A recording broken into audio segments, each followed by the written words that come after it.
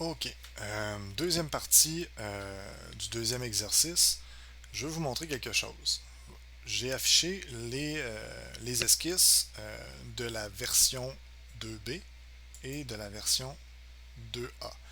Euh, donc, on voit ici qu'on a nos lignes pointillées qui font le tour, ce qu'on vient de faire, puis on a nos cotes. Il y a une façon encore plus élégante puis moins longue que ce qu'on a fait pour faire exactement la même chose. Puis en même temps, je vais essayer de vous montrer quelque chose là, en termes de dimensionnement de pièces. On va savoir de qu'est-ce qu'on a réellement besoin. Donc, si vous voulez être le plus efficace possible, c'est une méthode que je préfère à la première que je viens de vous montrer, qui est peut-être un peu plus claire d'entrée de jeu, mais une fois que vous aurez compris le principe, je pense que vous allez aimer ça. Donc, je prends un petit moment pour vous montrer ça. Euh, Si on va sur la deuxième version, vous allez remarquer qu'il n'y a que des points ici. Je n'ai pas tracé de ligne. Si je vais modifier mon esquisse, vous allez vous rendre compte qu'il n'y a que des points qui ont été mis en symétrie. C'est uniquement les points qui me servent à définir mes cotes, donc à venir coter ma pièce. J'ai pas besoin des lignes finalement qui sont entre les deux si j'ai les points qui correspondent aux endroits que je définis avec mes cotations. Fait que je vais refaire cet exercice-là juste pour vous montrer comment je fais. Euh, je vais expliquer là, à voix haute ce que je fais au fur et à mesure, mais moins en longueur que le premier exercice quand même. Donc, on va terminer l'esquisse comme ça. On va refaire notre exercice de base. Oups, attendez un petit peu. OK. Donc, je me crée un sketch, une esquisse sur mon plan. J'appuie sur L pour faire une ligne. Je viens tracer ma ligne comme ça en haut. Je dimensionne pas tout de suite ma pièce. Je la fais à l'œil. C'est pas grave si c'est tout croche. On garoche, on règle ça ensuite. Donc, on peut ensuite de ça aller dans nos contraintes géométriques. On sélectionne horizontal, vertical. On va venir s'assurer que tout est droit. Puis si on regarde, on voit qu'il y a des contraintes géométriques là, de perpendicularité pas mal partout. Donc si je bouge mes choses, mes tracés, il n'y a pas de ligne qui devient là, on va dire non perpendiculaire ou qui prend un angle qui ne devrait pas là, dans ce dessin-là. Ensuite de ça, je vais venir positionner les points qui correspondent aux points de cotation. Vous pouvez peut-être regarder le plan que je vous ai fourni pour vous aider. Il va savoir où est-ce que je suis allé coter les lignes en question. Donc, comme ça, comme ça.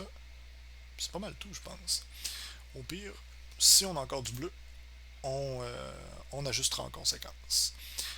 Donc, on prend ce point-là, et il va devenir euh, symétrique comme ça. Ce point-là, avec cet axe de symétrie-là, et ce point-là, avec notre axe de symétrie. Donc, on a quelque chose qui se comporte pas mal comme ce qu'on avait tantôt. Hein? Ensuite de ça, je fais une petite parenthèse. En bas, tantôt, j'ai laissé mon origine allumée. En ce moment, elle est fermée. Vous voyez, je peux l'allumer en bas et la fermer. Puis quand je la ferme, il reste un petit point comme ça. Donc, on voit quand même le point d'origine du sketch. Puis, on voit que je suis ancré sur ce point-là. C'est d'ailleurs pour ça que mes deux lignes ici sont déjà noires en partie. Là, il reste que le point qui est au bout, là, qui n'est pas encore fixe.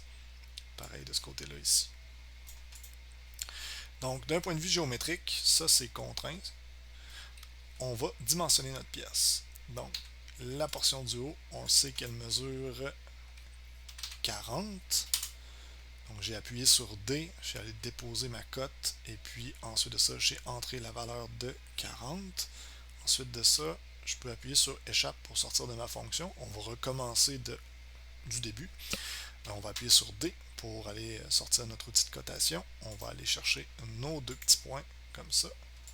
puis on va lui dire que ça mesure 60. Ensuite de ça, on va cliquer sur notre petit point ici, puis là, on va déposer notre cote, puis lui dire que ça mesure 30. Ensuite de ça, on va aller sélectionner le point en haut ici, comme ça, puis le point en bas comme ça. Puis, à titre de rappel, je sélectionne des points, ça aurait très bien pu être la ligne d'en haut et la ligne d'en bas, ça revient au même dans ce cas-ci. Donc, on appuie sur notre clavier pour rentrer le chiffre, mettre la cote. J'étais en train de me mêler dans mes pinceaux, moi là. Puis, on va ensuite de ça dimensionner ça ici comme ça. On appuie sur 20. On rentre notre cote de 20 mm comme ça. Et puis, on clique en bas comme ça. Et on entre notre cote de... c'était 50. Et voilà, on a un sketch qui est entièrement noir, comme ça. Ça veut dire qu'il est entièrement contraint. Si j'essaye de le bouger, je ne suis pas capable. Et j'ai simplement fait 3 points. Ça se trouve être les 3 endroits où est-ce que j'avais besoin de le coter pour lui donner une valeur diamétrale. Donc c'est un petit truc que je voulais vous montrer. Vous pouvez l'utiliser comme vous pouvez conserver la première manière si vous trouvez que c'est plus clair. Ça va un petit peu plus vite. Donc si on termine l'esquisse, on peut faire la même chose que tantôt. On va chercher l'option révolution en haut ici à gauche. Le contour n'est pas sélectionné dans ce cas-ci. Puis vous voyez l'axe, il pense que c'est ça. Donc la sélection automatique de fusion, pas toujours excellente. Faites attention, des fois il fait des drôles de choses. Donc on va aller chercher le contour. On va aller cliquer sur notre forme. Donc ça devient en surbrillance plus foncé comme ça. On va aller chercher notre axe, la ligne verticale du centre comme ça. Le type d'étendue par défaut, actuellement, il est à complet. Ultimement, on pourrait changer tout ça comme on a vu tantôt, donc partiel ou jusqu'à un objet. On reverra ça un petit peu plus tard là, au courant là, de nos petites capsules et nos exercices. Donc on clique sur OK. On peut aller dans Esquisse comme ça, afficher l'esquisse, et puis on peut cliquer droit sur notre esquisse, puis afficher la cote. Donc on est capable de voir qu'on a exactement la même chose. Ça ressemble à ça pour la démonstration de la deuxième partie du deuxième exercice. Et voilà, on se retrouve dans une prochaine vidéo.